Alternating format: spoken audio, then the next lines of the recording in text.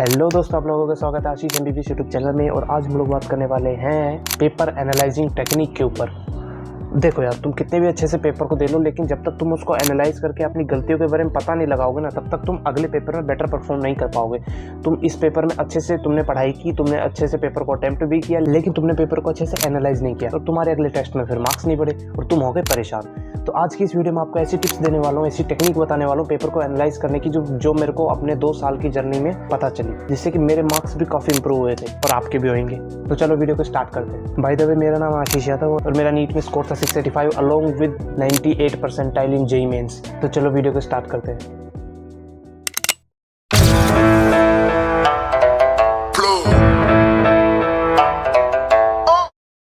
देखो, सबसे पहले मैं तुम्हें पेपर चेक करने का तरीका बताता हूँ। देखो, जो मैं चेक करता था, तुम्हें जैसे आंसर की मिलेगी तो तुम्हें क्या करना है कि जैसे तुम्हारा ये एक क्वेश्चन सही है तो उस पर टिक लगा दो, दूसरा सही है, तीसरा सही है। अब मान लो तुम्हारा कोई क्वेश्चन है जिसमें तुमने सेकेंड आंसर कर रखा है लेकिन आंसर है थर्ड, तो तुम्हें क्या करना है, उसके ऊपर क्रॉस लगा के और थर्ड लिख देना, जैसे क्रॉस करके 3।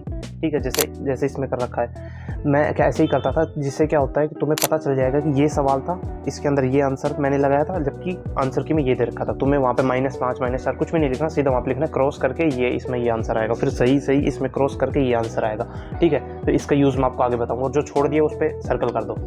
ठीक है, फिर उसके बाद तुम टोटल कर दो। जो पेपर का जो पहला पेज है ना, जो तुम्हारा पेपर का फर्स्ट पेज है, उसके ऊपर तुम्हें लिख देना है कि जैसे फिजिक्स के अंदर इतने, केमिस्ट्री के अंदर इतने गलत है, बायो बॉटनी इतने, जूलॉजी इतने, वो ऐसे मेरे इतने गलत है, जैसे इसमें कर रखा है। देखो, पूरे पेपर में तुम्हें एक ना एक क्वेश्चन ऐसा ज़रूर मिलेगा जिसमें तुम्हें ये पता चलेगा कि यार ये क्वेश्चन में ये तो चीज़ थी, ये नहीं थी। मान लो कोई क्वेश्चन है, उसका कोई ऑप्शन है, फिजिक्स में कोई ऐसा क्वेश्चन आया जो कि तुमने अभी तक नहीं देखा था, कोई मॉड्यूल में भी नहीं देखा था। बायो में भी कोई इन डेप्थ क्वेश्चन आया, आउट ऑफ एनसीईआरटी नहीं, लेकिन एनसीईआरटी के इन डेप्थ क्वेश्चन है वो। ठीक है, तो इस तरीके का जो क्वेश्चन है, जो तुम्हें नया कॉन्सेप्ट का पता चला कि यार ये तो ऐसे था और ये मेरे को अभी पता चला, या फिर जब क्लास में टीचर डाउट बताए और तुम्हें नई चीज़ पता चले, तो तुम्हें पेपर के फर्स्ट पेज पे उसमें लिख देना है कि ये ऐसे क्वेश्चन था और इसमें ये नई बात थी, जैसे इसमें मैंने लिखा हुआ है। तो तुम्हें जो भी कुछ नई बात पता चले उसको बस वहाँ पे पेपर में लिखूंगा। मैं इसका यूज़ आपको बाद में बताऊंगा। तो ये बात होगी पेपर चेक कैसे करना है। अब मेन टॉपिक स्टार्ट होता है कि पेपर को एनालाइज कैसे करना है। तो सबसे पहला स्टेप है, तुम्हें एक मिस्टेक नोटबुक बनानी है। मिस्टेक नोटबुक ना बड़े काम की चीज़ है, तुम्हें पेपर एनालाइजिंग में ये बहुत काम आएगी। जब तुम्हें नीट का टाइम आएगा ना, जब रिवीजन का टाइम आएगा तुम्हारा कि भाई अब मेरे को बस अपनी गलतियों को देखना है, तो तुम इसी नोटबुक को अपने काम में ले लोगे। अब तुम्हें पेपर को एनालाइज कैसे करना है, सबसे पहले तुम्हें एक पेज लेना है। नोटबुक के अंदर तुम्हें एक पेज खोल लिया, उसके ऊपर टॉपिक में तुम्हें लिखना है कि ये टेस्ट था, मान लो मेजर था, माइनर था, तुम्हारा ये फर्स्ट टेस्ट था, या फिर तुम्हारा खुद का कोई टेस्ट था, तो तुम्हें लिखना है कि माइन टेस्ट 1, और फिर नीचे लिख देना है कि इसमें ये सिलेबस था, इसके अंदर ये चीज़ आई थी, और ये चैप्टर का बायो का सेकंड आया था, केमिस्ट्री का सेकंड चैप्टर आया था, ऐसे वो लिख देना है एक लाइन में। फिर उसके बाद तुम्हें नीचे लिखना है टोटल रॉन्ग क्वेश्चन कितने हुए। अब फॉर एग्जाम्पल अपन मान लेते हैं कि मान लो तुम्हारे 10 क्वेश्चन गलत हुए। ठीक है, अब तुम्हें total wrong question is equals to 10 के नीचे 2 एरो करनी है। तुम्हें अपने 10 के 10 क्वेश्चन देखने हैं और फिर उनको मार्क करना है कि यार ये कॉन्सेप्चुअल, उसके आगे सी लिख देना है, और ये कॉन्सेप्चुअल है और ये सिली मिस्टेक है। 2 टाइप के में डिवाइड करना है, एक कॉन्सेप्चुअल गलती, एक सिली मिस्टेक।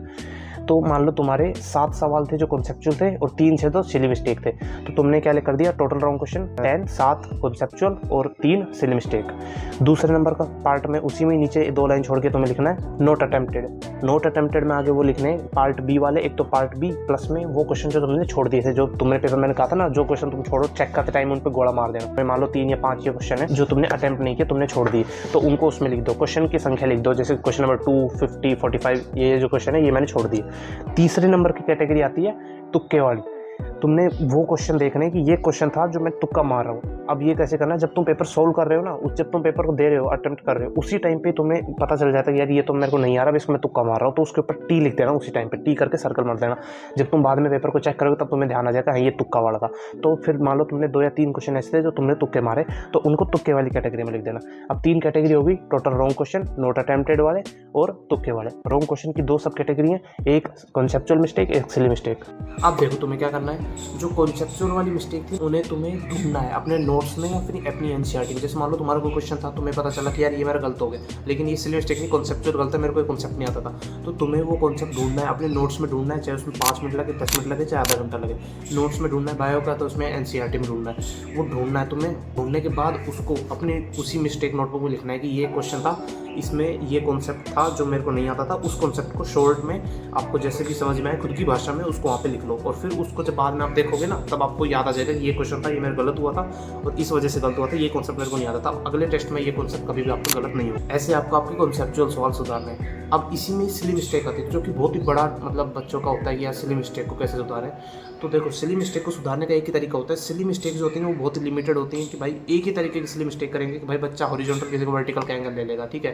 एक ही टाइप की, मतलब कुछ ही तरीके की, कुछ 100 टाइप की मान लो सिली मिस्टेक होती है, जो ही नीट में बार बार हमें परेशान करती है कि इस टेस्ट में हो गई एंगल वाली गलती। आज से 8 चैप्टर के बाद जब दूसरा होगा, जैसे मान लो सेकंड चैप्टर का टेस्ट हो रहा है, अब 10वें चैप्टर टेस्ट होगा, उसमें कोई एंगल की बात आएगी तो सर फिर से वहाँ पे वर्टिकल की जगह हॉरिजॉन्टल एंगल लिख देंगे और वहाँ पे फिर से गलत हो जाएगा। तुम सोचो यार ये सिली मिस्टेक पीछे ही नहीं छोड़ रही। तो तुम्हें क्या करना है कि अपनी उन सिली मिस्टेक को ऐसा कैसा लिखना है कि ये क्वेश्चन था और उसमें ये आंसर था और उसमें ये सिली मिस्टेक हुई कि एंगल नहीं देखा या फिर हॉरिजॉन्टल नहीं पढ़ा, वर्टिकल नहीं पढ़ा, या फिर उसमें जो भी तुम्हारी सिली मिस्टेक थी, एक्सेप्ट नहीं पढ़ा मैंने, इनकरेक्ट नहीं पढ़ा, अभी इनकरेक्ट नहीं पढ़ा, अभी ये सिली मिस्टेक अब तुमने लिख ली, तो अगला टेस्ट तुम्हारा होगा ना, उससे पहले तुम भी देख के जाओ इसको। एक बार जरूर देखा, रोज नहीं देखते सिली मिस्टेक्स को, तो पेपर से एक दिन पहले देख के जाओ कि ये सिली मिस्टेक मैंने लास्ट टेस्ट में की थी। अब तुम्हारे पेपर में जैसे ही तुम्हारे वर्ड इनकरेक्ट दिख जाएगा कहीं भी, तुम ध्यान से पढ़ना क्वेश्चन। पेपर को अटेम्प्ट अच्छे से करना है, तो पेपर अटेम्प्ट करने के लिए मैंने स्ट्रेटजी बताई हुई है, वो इस वीडियो में है, आप इस वीडियो के बाद उसको भी जाकर देख लेना। तो तुम्हें जैसे ही वो इनकरेक्ट वर्ड दिखेगा तो तुम्हें एकदम से क्लिक करेगा कि यार ये वर्ड है, इसकी वजह से मेरी गलत हुआ था, तो अब इसको इग्नोर नहीं करना है, इसको अच्छे से ध्यान से पढ़ना है। तो इस तरीके से तुम्हारी सिली मिस्टेक धीरे धीरे कम होगी, एकदम से कम नहीं होगी कि इस टेस्ट में मेरी 70 सिली मिस्टेक हुई, इसमें होएगी नहीं, ऐसा नहीं होगा, धीरे धीरे कम होगी। जैसे 10 थी तो अब 10 से 8 होंगी, फिर 8 से 6 होंगी, 5 होंगी, 4 होंगी, फिर धीरे धीरे खत्म हो जाएंगी तुम्हारी सिली मिस्टेक लास्ट में आते आते। अब ये भी डाउट होगा कि भाई जैसे कॉन्सेप्चुअल जो क्वेश्चन थे, जो मेरे कॉन्सेप्ट नहीं आते थे मेरे को, मान लो 7 ऐसे क्वेश्चन थे जो तुम्हारे गलत हुए थे अपने एग्जाम्पल के हिसाब से, तो 7 में से मान लो 5 ऐसे थे जो तुम्हें समझ में आ गए कि हाँ मेरे को नोट्स में मिल गए, मेरे को एनसीईआरटी मिल गया, लेकिन 2 क्वेश्चन ऐसे थे जो मेरे को आए नहीं, मेरे डाउट है। तो तुमको अपने पेज पे ही लास्ट में कॉर्नर में लिख देना डाउट, और उसके आगे लिख देना ये एक जो क्वेश्चन है वो, जैसे 2 नंबर क्वेश्चन डाउट है, 10 नंबर क्वेश्चन डाउट है, उनको भी बाद में साइड में रख दो उनको भी। फिर आ जाओ अगले पोर्शन पे। अगला पोर्शन है नोट अटेम्प्टेड वाला। तो नोट अटेम्प्टेड में वो तुम्हें वही करना है, सेम चीज़ तुम्हारे नोट्स में देखनी है, एनसीईआरटी में ढूंढनी है, जो भी तुम्हारे पास मटेरियल है तुम्हें पहले खुद से ढूंढना है, बाद में सीधा उसको डाउट नहीं मारना, पहले खुद से ढूंढना है, खुद से पूरी रिसर्च करनी है। जब तुम्हारी तरफ से बिल्कुल हो जाए कि भाई ये 5 सवाल थे, इसमें से 4 सवाल तो मेरे को मिल गए, लेकिन 1 सवाल अब नहीं हो रहा मेरे से, मैं बिल्कुल मतलब पूरा ही नहीं आ रहा मेरे को, ये मैं अपसेंट था उस दिन या फिर कुछ भी था, वो कॉन्सेप्ट मेरे को समझना है, ठीक है। तो उसको तुम गोला मान लो और फिर उसको डाउट वाले में रख दो, ठीक है। अब ये तुम्हारा नोट अटेम्प्टेड वाला हो गया। इसी में तुम्हें बी सेक्शन वाला भी है, भाई बी सेक्शन में 5 सवाल थे मैंने छोड़े थे, इसमें 3 तो आते थे लेकिन 2 नहीं आते थे, तो उनको 2 को डाउट वाले में रख दो। अब तुक्के वाली कैटेगरी में आते तो तुक्के भी रॉन्ग क्वेश्चन के बराबर ही मान लो, क्योंकि तुक्के तुम्हारे इस क्वेश्चन में लग गया, मान लो इस टेस्ट में लग गया, लेकिन क्या पता नीट में ये तुक्का गलत हो जाता, तो तुम्हें तुक्के वाले क्वेश्चन को भी as a wrong question treat करना है, और उसको भी वही अपने नोट्स में और एनसीईआरटी में ढूंढना है कि ये तुक्का तो मैंने मार दिया, लेकिन इसका ये जो कॉन्सेप्ट था ये मेरे को नहीं आता था, जिस वजह से मेरे क्वेश्चन हुआ नहीं, जिस वजह से मैंने उसको तुक्का मारा, ठीक है। इस तरीके से तुमने अपने पूरे क्वेश्चन पेपर को एनालाइज कर लिया। लेकिन अब मेन बात आती है डाउट वाले की। अब देखो आते हैं डाउट के ऊपर। तो डाउट के लिए तुम ये गुरु मंत्र अपने दिमाग में छाप लो कि एक भी डाउट हमें छोड़ना नहीं है, सारे के सारे डाउट क्लियर करने हैं, क्योंकि डाउट ही ऐसे हैं जो कि तुम्हारी मिस्टेक्स को कम करेंगे और तुम्हारे नंबर को बढ़ाएंगे। आगे जाके तुम्हारे टेस्ट में मार्क्स को बढ़ाना चाहते हो तो फिर डाउट को क्लियर करो। अब डाउट को क्लियर कैसे करना है, तुम्हें जैसे मान लो संडे को तुम्हारा टेस्ट हो तो मंडे को सर क्लास में पेपर डिस्कस करवाते हैं, 99% कोचिंगों में पेपर डिस्कस होता ही होता है। तो तुम्हें क्या करना है, सर से हाथ खड़ा करके डाउट पूछने की, सर मेरा ये क्वेश्चन डाउट है, सर क्वेश्चन पूछेंगे कि कौन सा क्वेश्चन नंबर डाउट है, तो तुम्हें हाथ खड़ा करके डाउट पूछना है, ठीक है। उसमें शर्माना नहीं है बिल्कुल भी। अगर तुम्हें क्लास के अंदर शर्म आती है कि भाई मेरे को तो हाथ खड़ा करके डाउट पूछने बिल्कुल शर्म आती है, मेरे साथ भी ऐसा होता था, मेरे से भी डाउट नहीं पूछे जाते थे सर से, तो तुम्हें क्लास के बाहर जाना है। जब क्लास के बाद जब सर बाहर जाएंगे तो उस टाइम पे भी तुम रेस्ट के टाइम पे बाहर जा सकते हो, सर से पूछ सकते हो। या फिर हर कोचिंग में डाउट काउंटर की भी सुविधा होती है, तो जब शाम को डाउट काउंटर वगैरह लगे, शाम को सुबह जब भी तुम्हारे कोचिंग में डाउट काउंटर लगता है, तब तुम डाउट काउंटर पे जाके भी डाउट पूछ सकते हो अपने सर से। लेकिन मेरे केस में और आप सब में से भी बहुत सारे बच्चे ऐसे होंगे जो कि शर्म आती होगी, जिनको सर के पास जाने में कि भाई मतलब बस अब क्या बताएं, इसका कोई एक्सप्लेनेशन नहीं है कि शर्म क्यों आती है, लेकिन फिर भी ऐसा मतलब थोड़ा हेजिटेशन होता है कि सर के पास जाके, जबकि ये बहुत गलत चीज़ है। धीरे धीरे तुम्हें इसको खोलना है, लेकिन इस टाइम पे तुम्हारे दोस्त बहुत काम आएंगे। अगर तुमने अच्छे दोस्त बना लिए ना तो तुम्हारी ज़िंदगी को आबाद कर देंगे, और ख़राब दोस्त बना लें तो ज़िंदगी को बर्बाद कर देंगे। तुम्हें दोस्त की चयन करना बहुत ज़रूरी है, आज भी, कल भी और आने वाली पूरी ज़िंदगी में तुम्हारे दोस्त बहुत ज़्यादा काम आएंगे। ऐसे कोई दोस्त है जो तुम्हें क्लास में बोलेंगे कि नहीं यार छोड़ पढ़ाई लिखाई में क्या रखा, अपने बाहर मौज करेंगे, तो तुम समझ लेना कि वो दोस्त कोई काम करेंगे। वो आपको आपके पाथ से भटका रहा है, आपको गलत जगह में ले जा रहा है, तो फिर समझ लेना वो दोस्त कोई काम करेंगे। अब अपने टॉपिक में आए ना, तो मेरे में सबसे बड़ा जो डाउट क्लियरेंस का था ना, वो मेरा सबसे बड़ा सोर्स था मेरे दोस्त। मैं अपने दोस्तों के पास भेज देता था जैसे एक मेरा दोस्त था भारत नाम का, कोटा में है, वो कोटा से जेई की तैयारी कर रहा था, लेकिन फिर भी मेरा दोस्त था, वो स्कूल का फ्रेंड था, तो मैं उससे डाउट पूछा करता था। और मेरे जो कोचिंग के भी 1-2 दोस्त थे, मैं उनसे डाउट पूछा करता था। तो मेरे ऐसे दोस्त थे कि मैं वो दोस्त चाहे कहीं भी हो, कुछ भी कर रहे हो। कोटा वाला दोस्त था, वो एक बार ट्रेन में सफ़र कर रहा था, तो मैंने ट्रेन में उससे डाउट पूछा, तो ट्रेन में भी उसने वॉइस में जवाब दिया मेरे को कि भाई इसका ये ऐसे है, अभी पेपर में नहीं समझा सकता, बाद में जाके समझाऊंगा। तो तुमको जिस दिन इस लेवल का दोस्त मिल जाए तो उस दिन समझ लेना कि हाँ भाई ऐसे दोस्त हैं जो तुम्हारे बहुत काम आएंगे। तो ऐसे दोस्तों से तुम्हें अच्छी सी दोस्ती करनी है। मैं भी उनको तो डाउट बताता था। अब हम आपस में डाउट डिस्कशन करा करते थे कि जैसे मान लो बाहर भी, या फिर व्हाट्सअप पे मैं भेज देता था, मेरे दोस्त के पास फ़ोन था, मैं व्हाट्सअप पे भेज देता था क्वेश्चन, और फिर वो मेरे को आंसर भेज दिया करते थे कि भाई ऐसे ऐसे होगा, ऐसे ऐसे होगा। कभी किसी मेरे दोस्त को समझ नहीं आया तो वो मेरे पास क्वेश्चन भेजता था, फिर मैं उसको आंसर बता देता था।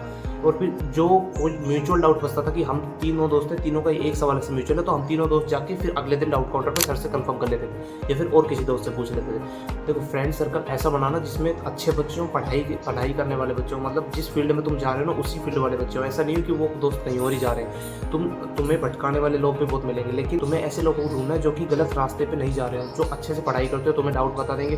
तुम अपने पढ़ाई करो, डाउट पूछो, बाकी मस्त रहो ज़िंदगी में, बाहर घूमो, दोस्तों के साथ बात भी करो, उसमें कोई दिक्कत नहीं है। तो इस तरीके से तुम्हारे पेपर को एनालाइज भी कर लेना है। उसके बाद जो डाउट बचेंगे वो दोस्तों से या सर से पूछ लो। तो पेपर एनालाइज करके ये हो गया। अब तुम्हें क्या करना है, ये जो पूरा पार्ट मिला, अब देखो याद करो, मैंने तुम्हें बताया जो भी नया टॉपिक तुम्हें पता चला पेपर के फर्स्ट पेज पे लिख देना। तो वो फर्स्ट पेज वाला, अब तुम्हारा पेपर जैसे ही पूरा सोल्व होगा कि ये 1-1.5 पेज में हो गया मेरा पूरा सोल्व पेपर, अब लास्ट में लिख देना नई बात, हैशटैग नई बात करके नए पेज पे उसी टेस्ट के अंदर ही कंटिन्यू करना है नई बात। उसमें लिख देना कि ये लाइन थी, ये ऐसे पॉइंट्स थे जो नए थे, मेरे को इस टेस्ट में नहीं पता चले, तो वो अलग लिख देना। अब ये 3 पेज या 2 पेज का तुम्हारा एक टेस्ट कंप्लीट हो गया। अब टेस्ट कंप्लीट हो गया, तुमने टेस्ट दिया, पेपर को एनालाइज किया, अपनी गलतियों को देखा, उसको पूरा डिवाइड किया कि ये गलती थी, ये इस वजह से हुई, ये इस वजह से हुई, इसका ये सोल्यूशन था, ये सिली मिस्टेक थी, और ये बात नहीं पता चली। अब ये पूरा कंप्लीट, अब तुम्हारा पेपर पूरा हो गया।